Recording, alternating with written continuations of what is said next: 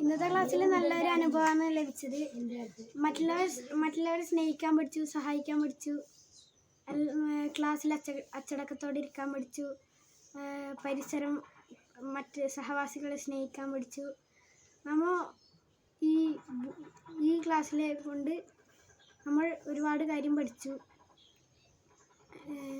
അച്ചടക്കമായാലും എല്ലാമായാലും നമ്മളെ സാറ് നല്ലതായാലും നമുക്ക് ക്ലാസ് എടുത്തു തന്നു.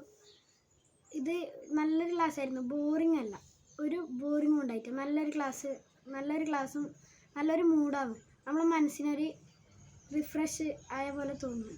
നമുക്ക് ഒന്നും ഇതുണ്ടായിട്ടില്ല, നല്ലൊരു ക്ലാസ്സായിരുന്നു. മാഷിന്ന് ഒരുപാട് നല്ല കാര്യങ്ങൾ പറഞ്ഞു തന്നു. പിന്നെ ഒരുപാട് കാര്യങ്ങൾ പറഞ്ഞു തന്നു, ഞങ്ങൾക്കെല്ലാം മനസ്സിലായി. പിന്നെ വേറെ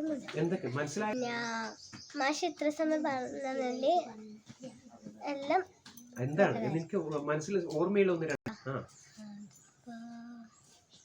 ഇപ്പോൾ നമ്മളെ എല്ലാവരെയും സ്നേഹിക്കണം എന്ന് മനസ്സിലായി, അവർക്ക് നല്ല ഗുണങ്ങളും മനസ്സിലായി.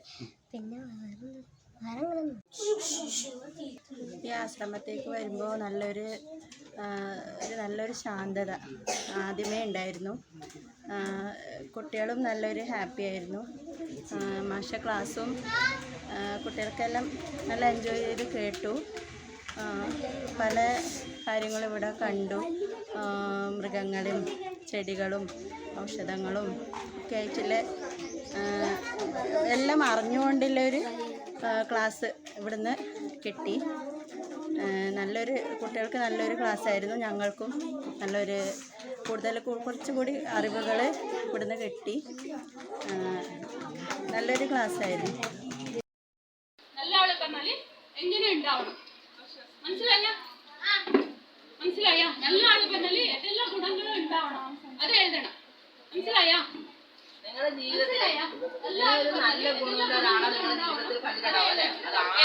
ഏത് ഗ്രൂപ്പ് ജാസ്തി പോയിന്റ് എഴുതുന്നു ആ ഗ്രൂപ്പ് വിന്നിംഗ് ഗ്രൂപ്പ്. അവർക്കെല്ലാം നമ്മൾ ക്ലാപ്പ് തരും. മനസ്സിലായിട്ടില്ല? നമ്മൾ ഒരാള് നല്ല ആള് പറയുമല്ല, ആ ആൾക്ക് ഏതെല്ലാം ഗുണങ്ങൾ ഉണ്ടാവണം. നല്ല ഗുണങ്ങൾ ഉണ്ടെങ്കിൽ നല്ല ആള് പറയുമല്ല, മോശ ഗുണങ്ങളിൽ നല്ല ആള് പറയുന്ന ഏതെല്ലാം ഗുണങ്ങൾ ഉണ്ടാവും നല്ല ആളല്ലേ, അത് പറയണം. എഴുതണം. Point story എഴുതണ്ട. സ്റ്റോറി എഴുതാൻ പാടില്ല. മനസ്സിലായ? സത്യസന്ധനാകണം, അങ്ങനെ ഏതോ നല്ല ഗുണങ്ങൾ, എല്ലാവരും സ്നേഹിക്കണം, അങ്ങനെയല്ല. തുടങ്ങ്, വിചാരിക്കേണ്ട, തുടങ്ങ്. നല്ല ഗുണങ്ങളുണ്ടാവും.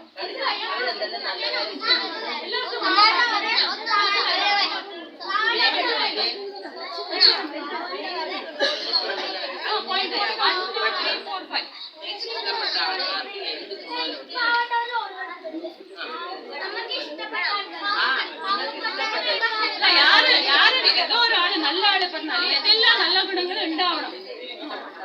മനസ്സിലായ? ക്വാളിറ്റി കുട്ടികൾക്ക്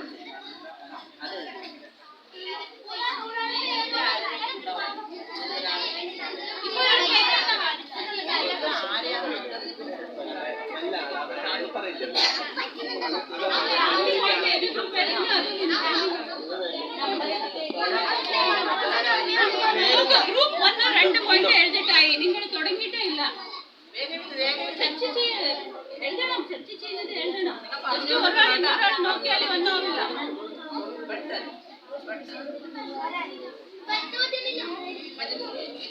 ഇത് ഗ്രൂപ്പ് 5ാമത്തെ പോയിന്റ് എഴുതിട്ടായി.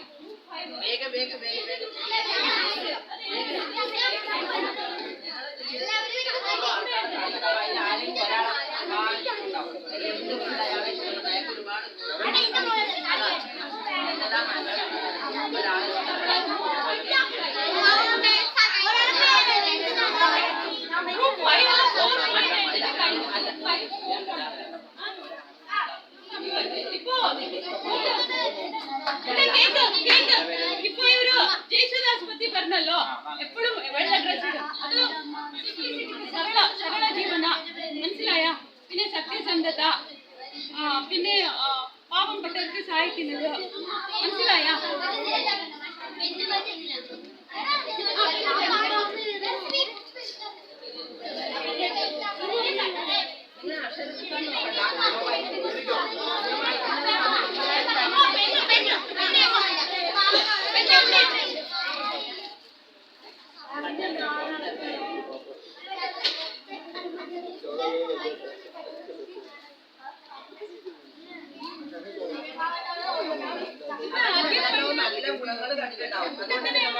5 പോയിന്റ് എടുത്തിട്ടായി.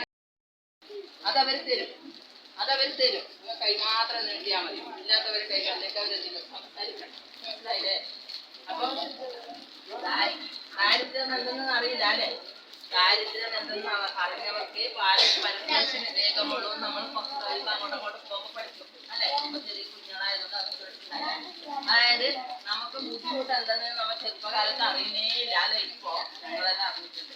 അപ്പൊ നമ്മള് ഈ പാട്ട് പാടുന്ന യേശുദാസിന്റെ ചെറിയ കുഞ്ഞിക്കാരം പറയാം. സമയം തുന്നുന്ന സമയത്ത് മാത്രം. അപ്പൊ ഒരു ഡ്രസ്സ് ഇട്ടാല് മറ്റൊരു ഡ്രസ്സ് മാറിയിടാനില്ല. കഴിക്കുന്ന ഭക്ഷണമില്ലേ അത് 3 നേരം കഴിക്കാനില്ല. മനസ്സിലാകണ്ട. അതല്ലാതെ ദാരിദ്ര്യം കിട്ടാൻ വിളിച്ച് എരിവിടാനില്ല.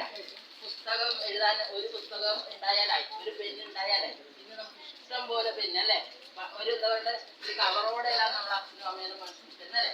നമുക്ക് എന്താണ് ദാരിദ്ര്യം ഇല്ലായ്മ. മനസ്സിലായ? ഒന്നിനൊന്നും പകരം ഇടാനില്ലാത്തതാണ് ദാരിദ്ര്യം. മനസ്സിലായി? ഭക്ഷണം കഴിക്കാനില്ല, മരുന്ന് വാങ്ങിക്കാനില്ല, ഡ്രസ്സ് വാങ്ങിക്കാം. അപ്പൊ നിങ്ങൾ എല്ലാവരും യേശുദാസിന്റെ ചിത്രത്തിലെങ്കിലും കണ്ടിട്ടുണ്ടാവും ടിവിയിലല്ലോ അല്ലേ? എല്ലാരും കണ്ടിട്ടുണ്ടാവൂലേ? ഗാനഗന്ധർവനെ എല്ലാരും കണ്ടില്ല. ഏത് ഡ്രസ്സിലായിരിക്കും കണ്ടിട്ടുണ്ടാല്? വെള്ള ഡ്രസ്സില്ലാതെ കളർ ഡ്രസ്സിൽ ആരും യേശുദാസ് സാറിനെ കണ്ടിട്ടുണ്ടോ? ആരെങ്കിലും കണ്ടോ കളർ ഡ്രസ്സ് ഇട്ടിട്ട് ഇതുപോലെ ഡ്രസ്സ് ഇട്ടിട്ടുണ്ടോ? ഇതുപോലെ ഡ്രസ്സ് ഇല്ല. നിങ്ങളെ പോലത്തെ ആ ഡ്രസ്സ് ഇതുപോലെ കണ്ടല്ലേ? വെള്ളയിൽ എന്തുകൊണ്ടായിരിക്കും വെള്ള ഡ്രസ്സ് ഇട്ടിട്ടുണ്ടാല്? മനസ്സിലാക്കിയിട്ടുണ്ടോ? നമ്മള് എപ്പോ നോക്കിയാലും വെള്ള ഡ്രസ്സ് ഇട്ടില്ല. എന്തുകൊണ്ടെന്ന് പറഞ്ഞുതരാം. പെട്ടെന്ന് സമയം പോകുന്നത് നമ്മൾ വരാൻ പറ്റാൻ വൈകിപ്പോയി. അപ്പോ ഒരു ഡ്രസ്സിന് ഈ കളർ ഡ്രസ്സ് ഞാൻ ഇന്ന് ഇട്ടു, നാളെ നിങ്ങളെ മുമ്പിൽ ഇതേ ഡ്രസ്സ് ഇട്ടിട്ട് വന്നാല് ഒരു മുന്നിൽ പോകരുതാരും, മുന്നിൽ പോകരുതാരും, പിന്നിൽ പോകരുതാരും, പിന്നിൽ പോകരുതാരും, ഒന്നിച്ചൊന്നിച്ചൊന്നിച്ച് ഒന്നിച്ചിനി നാം മുന്നോട്ട്, ഒന്നിച്ചിനി നാം മുന്നോട്ട്. അപ്പൊ നമ്മൾ ഒന്നിച്ചാണ് പോവാ. ചോദ്യങ്ങൾ ചോദിച്ചുകൊണ്ട് ഉത്തരം പറഞ്ഞുകൊണ്ടല്ലോ നമുക്ക് മുന്നോട്ട് പോവാം. അപ്പൊ ചോദ്യം ചോദിക്കുമ്പോൾ നമ്മളിങ്ങനെ പരീക്ഷയ്ക്ക് എഴുതാൻ വേണ്ടിയിട്ടാണ് അങ്ങനെ ആലോചിച്ചിട്ടെന്ന് പറയണ്ട. നമ്മുടെ ജീവിതത്തിൽ സാധാരണ ആലോചിക്കുന്ന പോലെ ആലോചിച്ച് പറഞ്ഞാൽ മതി ഉത്തരങ്ങൾ. നമ്മൾ സാധാരണ ചോദിക്കുന്നത് എഴുതണ്ട.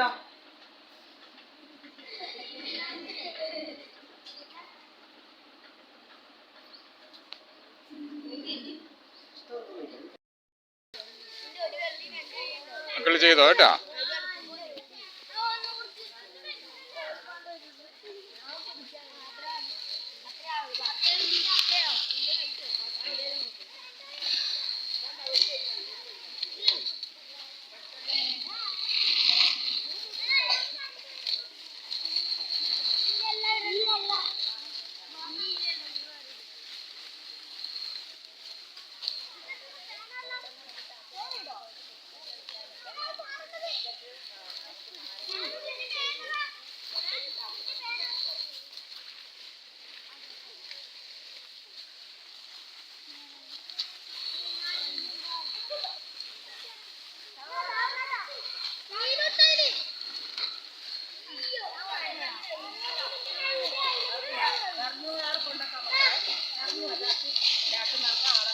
ഇത് വളം ഉണ്ടാക്കാൻ വേണ്ടിയിട്ടാണ്.